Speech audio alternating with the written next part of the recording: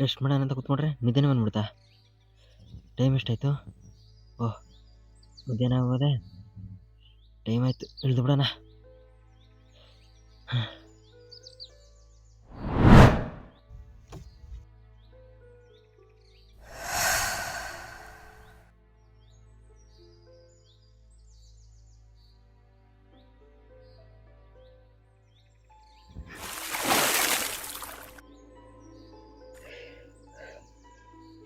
ಓಹ್, ಇಷ್ಟೇನ ನೀರಿರೋದು? ಇಲ್ಲಿ ಬೇಕಾದ್ರೆ ಕುಡಿಯೋದಕ್ಕಾದ್ರೂ ಇರಲಿ.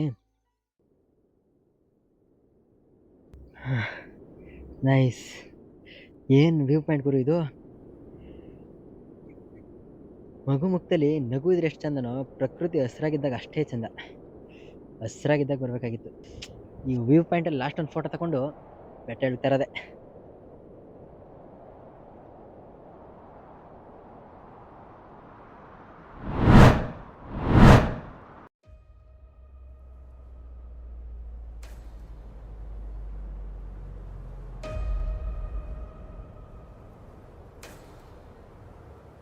ಒಂದೊಳ್ಳೆ ಫೋಟೋ ತಗೊಂಡು ಮಸ್ತಾಗಿ ಎಡಿಟ್ ಮಾಡಿ ಇನ್ಸ್ಟಾಗ್ರಾಮಲ್ಲಿ ಅಪ್ಲೋಡ್ ಮಾಡಿದ್ರೆ ನನ್ನ ಇನ್ಸ್ಟಾಗ್ರಾಮ್ ಫ್ರೆಶ್ ಫಿದಾ ಆಗಿ ಸ್ಟೋರಿಗೆ ಲೈಕ್ ಮಾಡಿಬಿಡ್ಬೇಕು.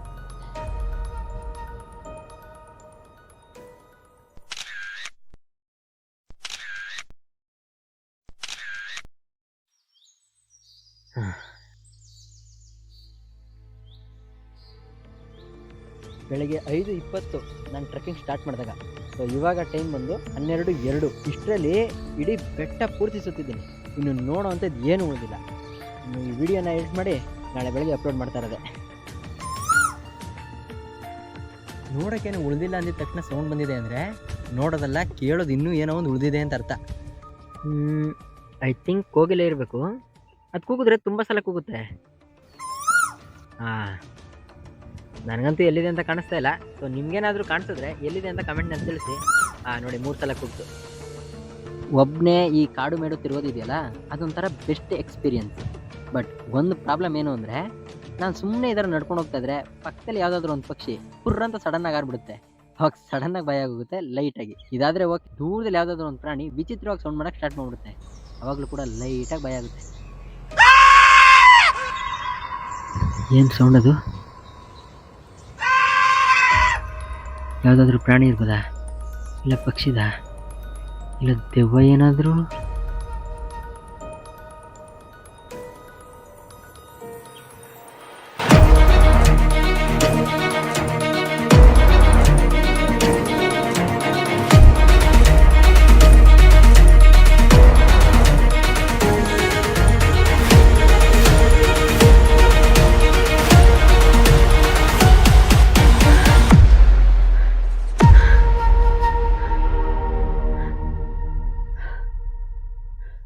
ಯಪ್ಪ ಕನ್ಸ, ಭಯನೇ ಆಗೋಯ್ತು. ಟೈಮ್ ಎಷ್ಟಾಯ್ತು?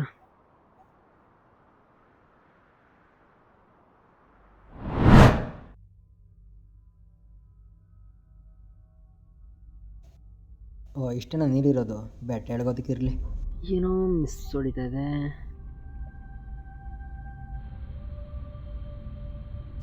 ಏನು ವ್ಯೂ ಪಾಯಿಂಟ್ ಗುರು ಇದು? ಸರಿಯಾಗಿ ನಿದ್ದೆ ಮಾಡದೇ ಇರೋದಕ್ಕೆ ನಡೀತಾ ಇರೋದೆಲ್ಲ ನಿಜನೋ ಭ್ರಮೆನೋ ಗೊತ್ತಾಗ್ತಾನೆ ಇಲ್ಲ. ಲಾಸ್ಟ್ ಒಂದು ಫೋಟೋ ತಗೊಂಡು ಮೊದಲು ಮನೆಗೆ ಹೋಗಿ ಮಲ್ಕೋಬೇಕು.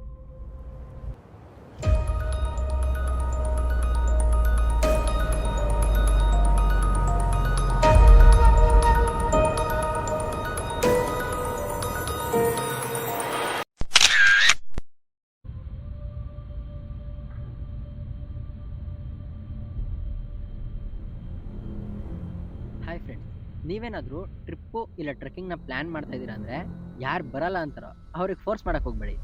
ಒಂದು ಸಲ ಅವರನ್ನು ಬಿಟ್ಟು ನೀವು ಮಾತ್ರ ಹೋದರೆ ಅವ್ರಿಗೆ ಗೊತ್ತಾಗುತ್ತೆ, ನಾನಿಲ್ಲ ಅಂದರೂ ಇವರು ಟ್ರಿಪ್ ಕ್ಯಾನ್ಸಲ್ ಮಾಡ್ಸಲ್ಲ, ಇವರು ಹೋಗೇ ಹೋಗ್ತಾರೆ ಅಂತ. ಸೊ ನೆಕ್ಸ್ಟ್ ಟೈಮಿಂದ ಅವ್ರಿಗೆ ಬರೋದಕ್ಕೆ ಇಂಟ್ರೆಸ್ಟ್ ಇದ್ದರೆ ಮೆಮೊರೀಸ್ಗಾದರೂ ಸರಿ ಅಥವಾ ಎಂಜಾಯ್ ಮಾಡೋದಕ್ಕಾದ್ರೂ ಸರಿ, ಫೋರ್ಸ್ ಮಾಡೋ ಮೊದಲೇ ಬರ್ತಾರೆ.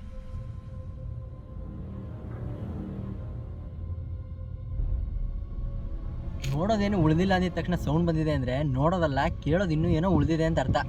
ಕೋಗಿಲೆನೂ ಕೂಗ್ತಾ? ಐ ಥಿಂಕ್ ಕೋಗಿಲೆ ಇರಬೇಕು. ಅದು ಕೂಗೋರು ತುಂಬ ಸಲ ಕೂಗುತ್ತೆ.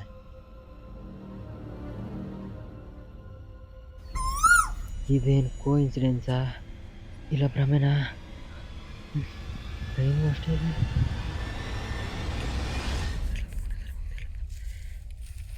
ಮೂರನೇ ಸಲ ಕೂಗ್ದೇ ಇರ್ಲಪ್ಪ ದೇವ್ರೆ. ಕೂಗ್ಬೇಡ ಕೂಗ್ಬೇಡ ಕೂಗ್ಬೇಡ ಕೂಗ್ಬೇಡ ಕೂಗ್ಬೇಡ.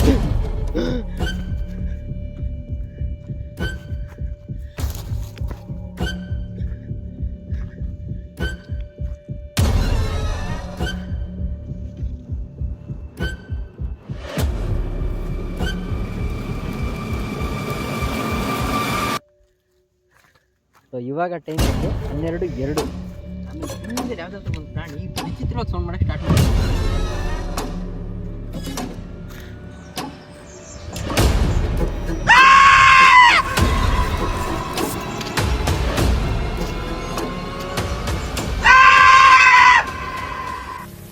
ಆಡು ಆಟ ಆಡು, ನೀ ಆಡು ಆಡು ಆಡಿ ನೋಡು, ಆಡು ಆಟ ಆಡು.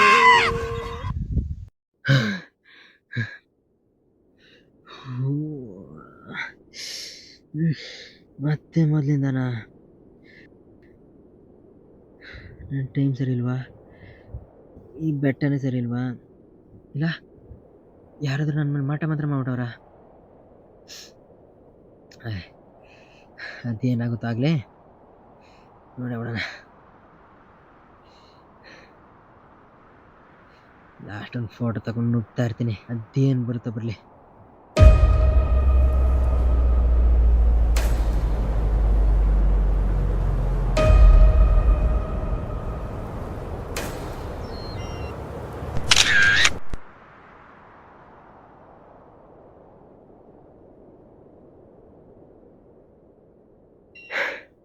ಏನಾಗುತ್ತೆ, ನಡ್ಕೊಂಡು ಹೋಗ್ತಾ ಇರ್ತೀನಿ, ಹೋಗಿಲ್ಲ 3 ಸಲ ಕೂಗುತ್ತೆ, ಆಮೇಲೆ ದೂರದಲ್ಲಿ ಯಾವುದೋ ಒಂದು ಪ್ರಾಣಿ ಬಿಡ್ಕೊಳ್ಳುತ್ತೆ, ನನ್ನ ಫ್ರೆಂಡ್ ಫೋನ್ ಮಾಡ್ತಾನೆ, ತೆಗಿತೀನಿ, ಮಾತಾಡ್ತೀನಿ, ಮನೆಗೆ ಹೋಗ್ತಾ ಇರ್ತೀನಿ ಅಷ್ಟೇ. ಇನ್ನೇನು ತಲೆ ಕೆಡಿಸ್ಕೊಳ್ಳೋದು ಬೇಡ. Ready camera, action. 3, 2, 1 ಹೋಗಿಲ್ಲ, ಆ್ಯಕ್ಷನ್. ಇನ್ನೊಂದ್ಸಲ, ಲಾಸ್ಟ್ ಇನ್ನೊಂದ್ಸಲ. ಸೂಪರ್ ಸೂಪರ್ ಜಿನ, ಥ್ಯಾಂಕ್ಸ್.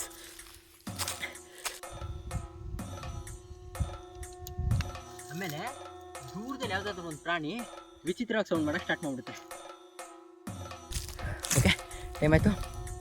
3, 2, 1 ಸೌಂಡ್ ಬರಲಿ. ಸೂಪರ್ ಟೈಮಿಂಗ್ಸ್ ಜಿನ.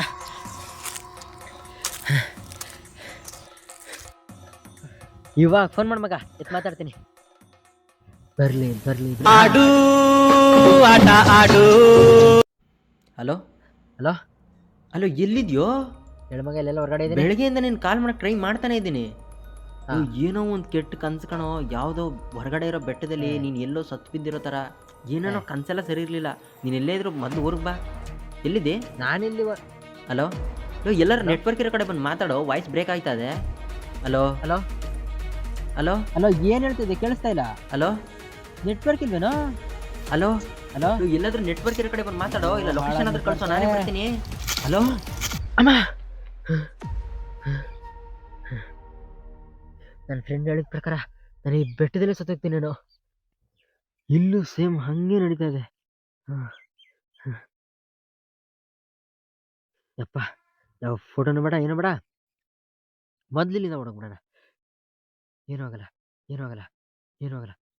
ಇಲ್ಲಿ ಓಡಕ್ಕೆ ಸ್ಟಾರ್ಟ್ ಮಾಡಿದ್ರೆ ಮನೆಗೆ ಹೋಗೋವರೆಗೂ ಏನು ಕೇಳಿಸ್ಕೊಳ್ಳೋದು ಬೇಡ, ಇನ್ನು ನೋಡೋದು ಬೇಡ, ಯಾವ ಫೋನ್ ಎತ್ತೋದು ಬೇಡ, ಓಡೋಗ್ಬಿಡೋಣ. ಹಾಂ ಅಷ್ಟೇ.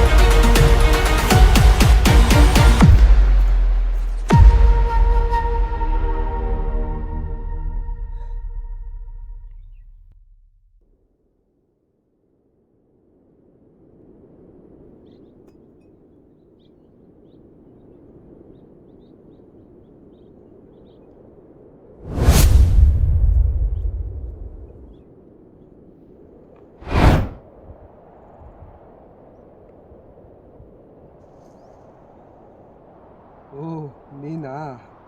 ಯಾರಣ್ಣ ನೀವು? ಯಾವಾಗಲೂ ಇಲ್ಲೇ ಇರ್ತೀರಾ? ಇಲ್ಲೂ ಇರ್ತೀನಿ.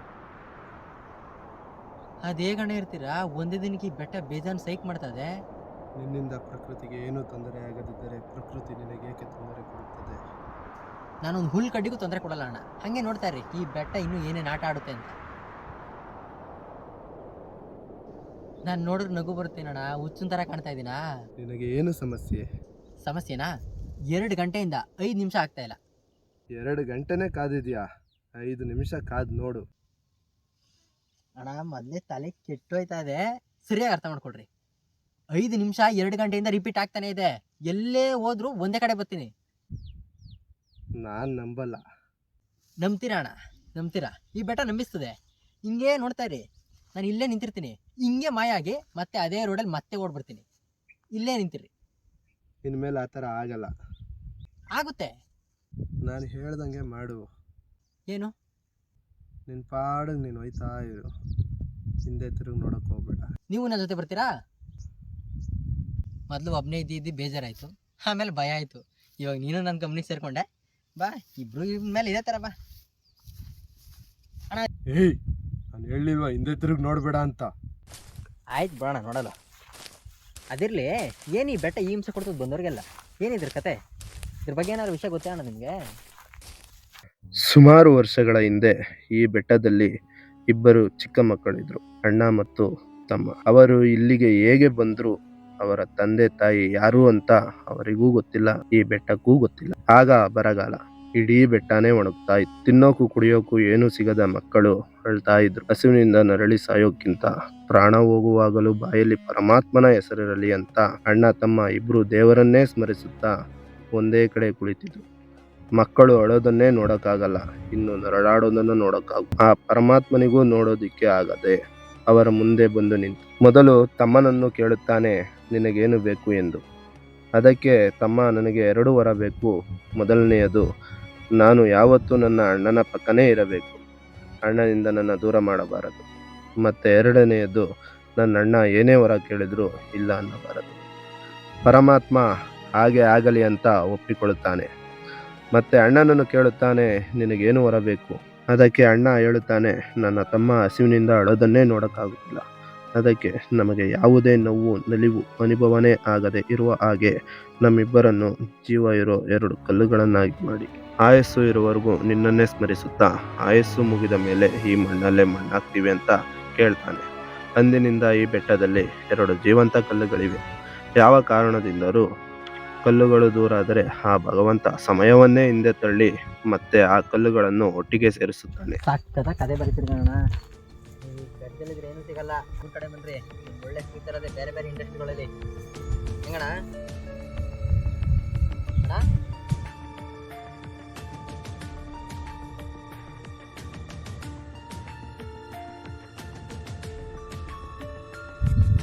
ನಂಬಲ್ಲ ಅಂತ ಇದ್ರಿ. ಈ ಬೆಟ್ಟ ಈಗ ನಿಮ್ಮನ್ನು ನಂಬಿಸ್ಬಿಡ್ತು. ಇನ್ನು ನೀವಾಯ್ತು, ಈ ಬೆಟ್ಟ ಆಯ್ತು. ನನಗಿದ್ರು ಸಾಕಪ್ಪ. ಬೆಟ್ಟ ಹೇಳಿ ಹೋಗ್ತಿದ್ದಂಗೆ ಇನ್ಯಾವತ್ತೂ ಇದ್ರ ಕಡೆಗೆ ತಲೆನೂ ಹಾಕೋದಿಲ್ಲ. ಅಪ್ಪ ಸಾಕಾಯ್ತು. ನೋಡೋದೇನು ಉಳಿದಿಲ್ಲ ಅಂದಿದ ತಕ್ಷಣ ಸೌಂಡ್ ಬಂದಿದೆ ಅಂದರೆ ನೋಡೋದಲ್ಲ, ಕೇಳೋದು ಇನ್ನೂ ಏನೋ ಉಳಿದಿದೆ ಅಂತ ಅರ್ಥ. ಏನಿದ್ರ ಕತೆ? ಇದ್ರ ಬಗ್ಗೆ ಏನಾದ್ರು ವಿಷಯ ಗೊತ್ತೇ ಅನ್ನೋದು? ಸುಮಾರು ವರ್ಷಗಳ ಹಿಂದೆ ಅದಕ್ಕೆ ತಮ್ಮ, ನನಗೆ 2 ವರ ಬೇಕು. ಮೊದಲನೆಯದು, ನಾನು ಯಾವತ್ತೂ ನನ್ನ ಅಣ್ಣನ ಪಕ್ಕನೇ ಇರಬೇಕು, ಅಣ್ಣನಿಂದ ನನ್ನ ದೂರ ಮಾಡಬಾರದು.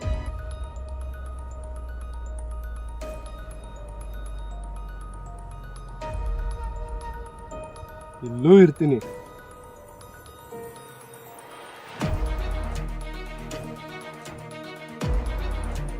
ಅಂದಿನಿಂದ ಈ ಬೆಟ್ಟದಲ್ಲಿ 2 ಜೀವಂತ ಕಲ್ಲುಗಳಿವೆ. ಯಾವ ಕಾರಣದಿಂದರೂ ಕಲ್ಲುಗಳು ದೂರ ಆದರೆ ಆ ಭಗವಂತ ಸಮಯವನ್ನೇ ಹಿಂದೆ ತಳ್ಳಿ ಮತ್ತೆ ಆ ಕಲ್ಲುಗಳನ್ನು ಒಟ್ಟಿಗೆ ಸೇರಿಸುತ್ತಾನೆ.